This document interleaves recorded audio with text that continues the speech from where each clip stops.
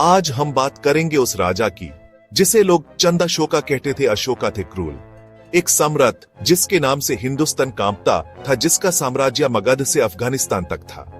कहते हैं अशोका ने रजगड्डी के लिए अपने भाइयों को भी नहीं बख्शा।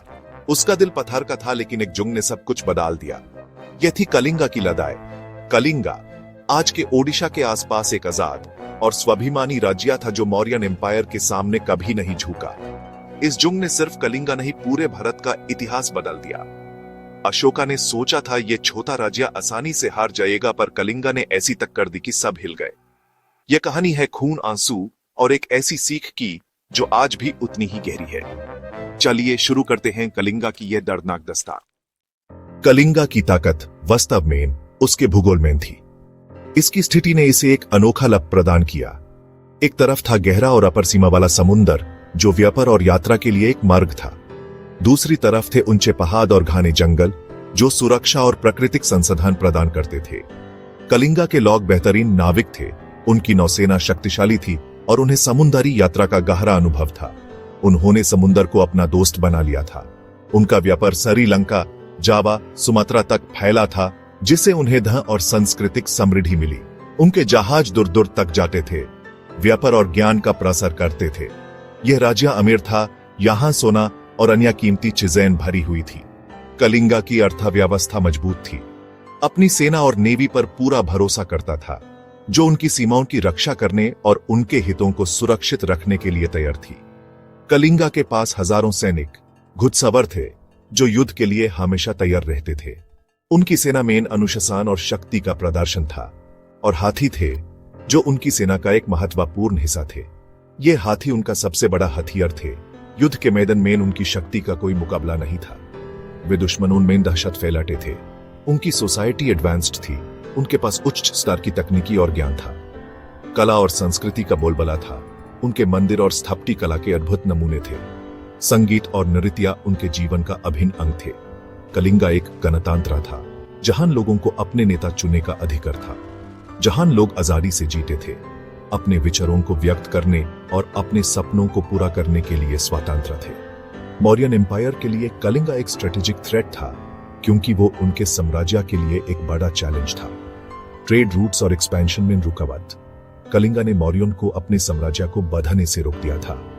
अशोका के लिए कलिंगा को जीतना सिर्फ जमीन नहीं, बल्कि उसकी शक्ति और प्रतिष्ठा का सवाल था। ईगो की लड़ाई थी। अशोका अपने अहंकार को संतुष्ट करना चाहता था। उससे दिखाना था कि कोई भी उसके सामने सर नहीं उठा सकता, उसकी शक्ति और साम्राज्य का विरोध करने की हिम्मत नहीं कर सकता। इसी जिद ने उस भयानक युद्ध की नींव रखी, जो कलिंगा के इतिहास में एक खूनी अध्याय बन गया। कलिंगा की आजादी और अमीरी अशोका की आंखों में चुभने लगी।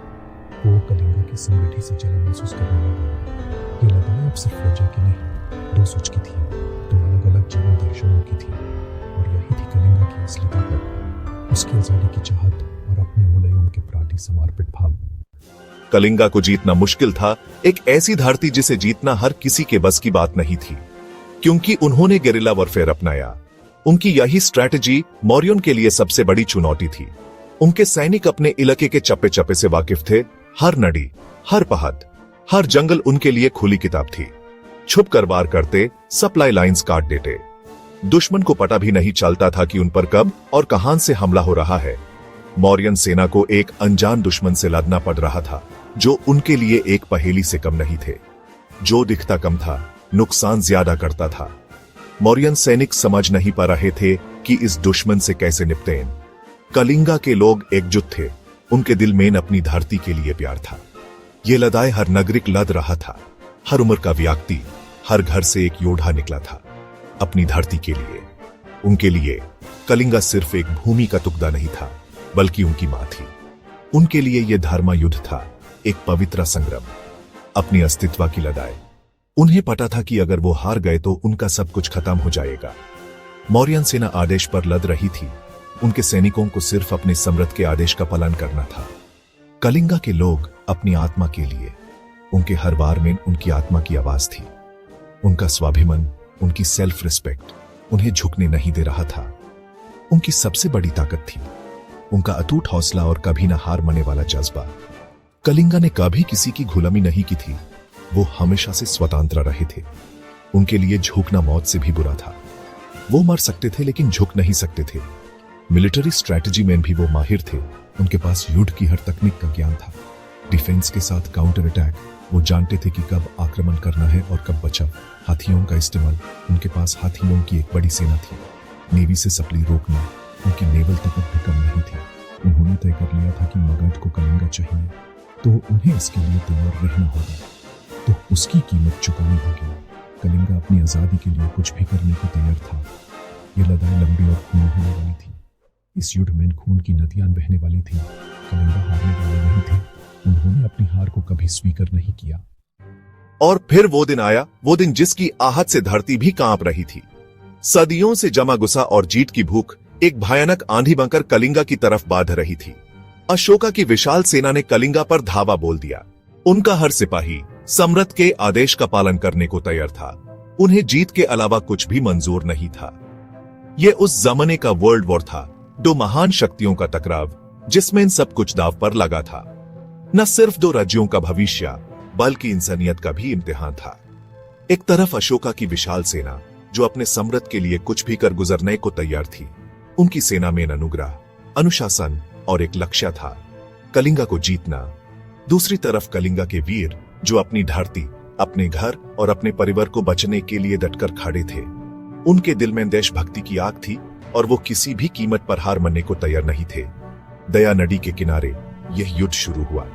नदी, जो हमेशा से शांति और जीवन का प्रतीक थी, आज खून से रंगने वाली थी। तलवारें खनकने लगी। हर वार के साथ मौत का ऐलान हो रहा था। वीर योद्धा अपने प्राण त्याग रहे थे, लेकिन हार मानने को कोई तैयार नहीं था। तीर बरसने लगे। आसमान में तीरों का जाल बन गया। हर तीर एक जान लेने को बेताब था। हर तीर एक परिवार को उजाड़ने को तैयार था। हाथी चिंघाड़े, उनके पैरों तले जमीन हिल रही थी। वो युद्ध के मैदान में भयानक शक्ति का प्रदर्शन कर रहे थे, लेकिन उन्हें भी मौत से नहीं बचा सकते थे। जमीन लाशों से भर गई। हर तरफ खून और दर्द का मंजर था।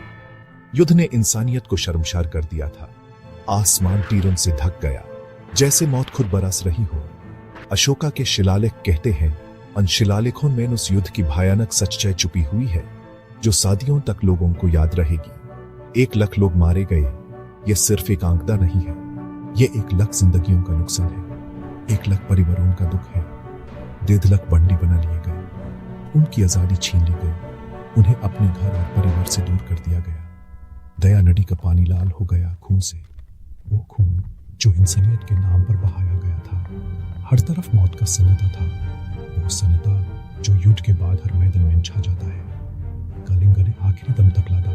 उन्होंने अपनी धरती को बचाने के लिए अपनी जान की बाजी लगा दी। आम लोग भी सेना के साथ खड़े रहे। उन्होंने दिखा दिया कि देशभक्ति किसी भी सेना से बड़ी होती है, पर अंत में संख्या और संसाधन उनकी कमी के आगे कलिंगा की वीरता कमजोर पड़ गई। उन्हें घुटने टेकने पड़े। उनकी आंखों में आंसू थे, लेकिन दिल में अभी भी देशभक्ति की आग जिंदा थी। मौर्यन एम्पायर का झंडा कलिंगा पर गाड़ दिया गया। जीत का ऐलान हो गया था। अशोका जीत गया, लेकिन यह जीत एक भयानक कीमत पर मिली थी। लेकिन जब उसने मैदान देखा, उसकी रूह कांप उठी। उसने सोचा भी नहीं था कि जीत इतनी भयानक हो सकती है। उसने जीत का जश्न नहीं, मौत का तांडव देखा। हर तरफ लाशें, खून और दर्द था। माओं के आंसू, उनके दिल का दर्द हर जगह फैला हुआ था। पत्नियों का दुख, उनके सुहाग उजाड़ गए थे। बच्चों की चीखें, उन्होंने अपने पिता को खो दिया था। उनका भविष्य अंधकार में डूब गया था। सब उसकी जीत की कीमत थी। यह कीमत इतनी भारी थी कि अशोका का दिल भी हिल गया। उस पत्थर दिल सम्राट के अंदर कुछ टूटा। उसका अहंकार टूट गया। उसकी जीत का नशा उतर गया। उसकी आंखों से पश्चाताप के आंसू बह निकले। वो आंसू उसके दिल में छुपे दर्द को बयान कर रहे थे। यही था वो पल जब चांद अशोका मर गया और धम्मा अशोका पैदा हुआ। एक नया अशोका जो जीत नहीं, शांति चाहता था। कलिंगा की जीत अशोका की सबसे बड़ी हार थी। यह एक ऐसी हार थी जिसने उनके जीवन को हमेशा के लिए बदल दिया। लाखों लाशों के बीच उसने पहली बार अपनी जीत पर शर्मिंदगी महसूस की। उन्हें एहसास हुआ कि उन्होंने कितनी बड़ी तबाही मचाई है। उसने सोचा, क्या यही है राजा का धर्म? क्या यही है एक विजयी शासक का कर्तव्य? उस दिन उसने फैसला किया, अब तलवार नहीं, शांति का रास्ता। एक ऐसा रास्ता जो सभी के लिए कल्याणकारी हो। उसने युद्ध के नगाड़े की जगह धर्म और अहिंसा का संदेश अपनाया और इस संदेश को अपने जीवन का आधार बनाया। अशोका ने बुद्धिज्म अपनाया, उपगुप्ता से प्रभावित हुआ और दया करुणा की बात करने लगा। उसने शिकार छोड़ा, पशु बलि पर रोक लगाई, हॉस्पिटल और सटकेन बनवाई, धम्मा महामाटा बनाए, लोगों को प्रेम और दया सिखाने के लिए अपने संदेश को पूरी दुनिया में फैलाया। श्रीलंका, इजिप्ट, ग्रीस तक शिलालेख, स्तंभ, चट्टान सब पर अपनी कहानी छोड़ दी। कलिंगा की हार ने भारत का इतिहास बदल दिया। अगर यह युद्ध न होता, अशोका भी शायद कभी न बदलता। कलिंगा ने अपनी कुर्बानी से दुनिया को शांति का पाठ पढ़ाया और एक नए युग की शुरुआत हुई। अशोका की जीत के बाद कलिंगा मौर्यन साम्राज्य का हिस्सा बन गया। उसकी आजादी छिन गई, अपना शासन खत्म हो गया। अशोका ने कलिंगा को 2 हिस्सों में बांट दिया, अपने गवर्नर्स नियुक्त किए। उसने कोशिश की कि कलिंगा के लोगों के जख्मों पर मरहम लगाया जा सके, लेकिन आजादी का दर्द दिलों में रहा। अशोका की मौत के बाद मौर्यन एम्पायर कमजोर पड़ा और कलिंगा ने फिर से सर उठाया। लगभग 100 साल बाद कलिंगा फिर आजाद हो गया, चिड़ीवंश के खारावेला के नेतृत्व में। खारावेला ने कलिंगा को फिर से शक्तिशाली बनाया, मगध पर हमला किया, अपमान का बदला लिया। उदयगिरी की गुफाओं का हाथी गुम्फा इंस्क्रिप्शन इस कहानी का सबूत है। कलिंगा फिर से एक ट्रेड और कल्चरल हब बना। खारावेला ने साबित किया कलिंगा की आत्मा जिंदा थी। मौर्यन विजय एक चैप्टर था, पर कलिंगा की कहानी का आखिरी पन्ना नहीं। कलिंगा ने अपनी पहचान कभी नहीं खोई। आखिर में कलिंगा की कहानी हार की नहीं जीत की है। तलवारों की लड़ाई में कलिंगा हार गया, लेकिन विचारों की लड़ाई में जीत गया। उसने एक क्रूर सम्राट को दया का पाठ पढ़ाया, अशोका को बदल दिया। कलिंगा की चीखों ने धम्मा को जन्म दिया, जिसकी गूंज आज भी सुनाई देती है। अगर कलिंगा हार मान लेता, अशोका कभी न बदलता। कलिंगा की हार में ही उसकी सबसे बड़ी जीत छिपी है। उसने इतिहास को नई दिशा दी, एक ऐसी लेगेसी छोड़ी जो सदा अमर है। ओडिशा के मंदिर लोगों की आंखों का स्वाभिमान सब कलिंगा की याद दिलाते हैं। दया नदी आज भी शांति से बहती है, यह याद दिलाने के लिए कि सबसे बड़े तूफान के बाद ही शांति आती है। कलिंगा का नाम चाहे मैप पर ना हो, पर वो दिलों में जिंदा है। कलिंगा एक इटर्नल किंगडम है जो हमेशा शक्ति और शांति का रास्ता दिखाता रहेगा। धन्यवाद।